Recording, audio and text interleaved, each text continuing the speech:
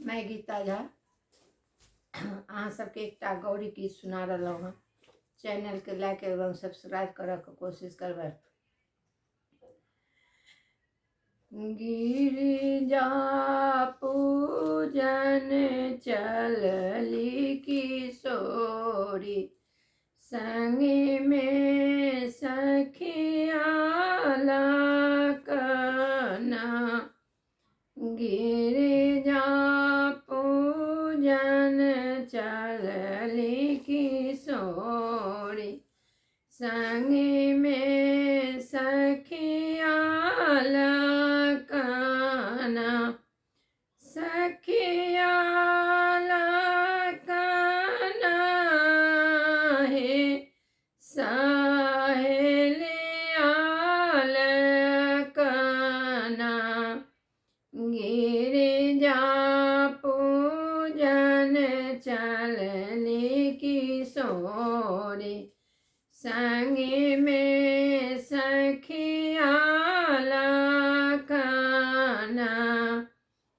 गिरिजा पूजन चलली किशोरी, संग में सखिया लखना।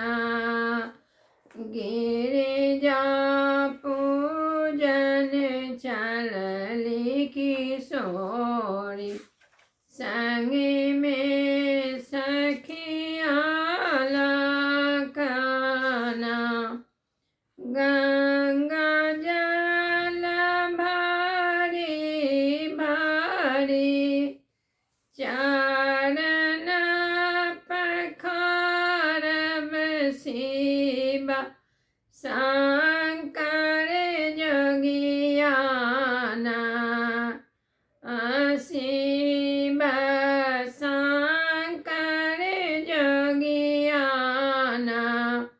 गिरिजा पूजन चलली किशोरी, संग में सखिया लखना।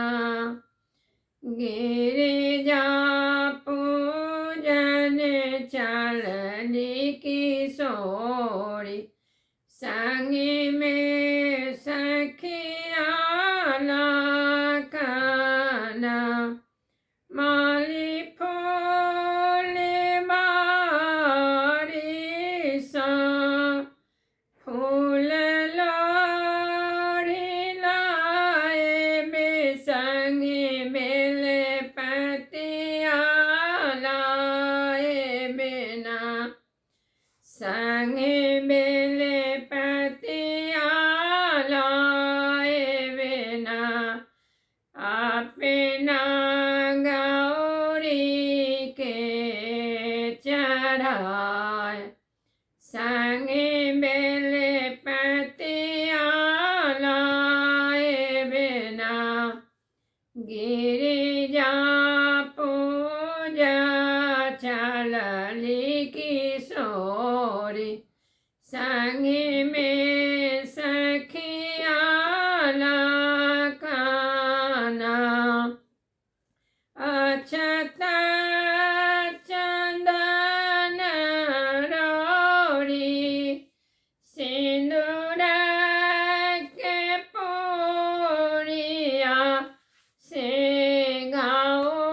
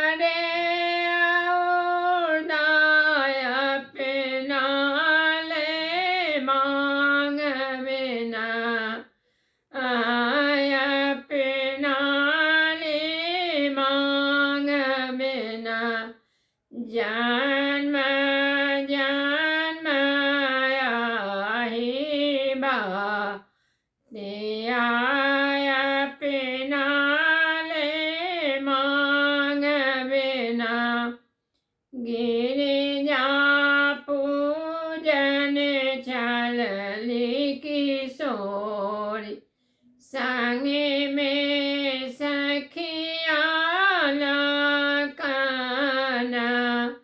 गिरिजा पूजन चलली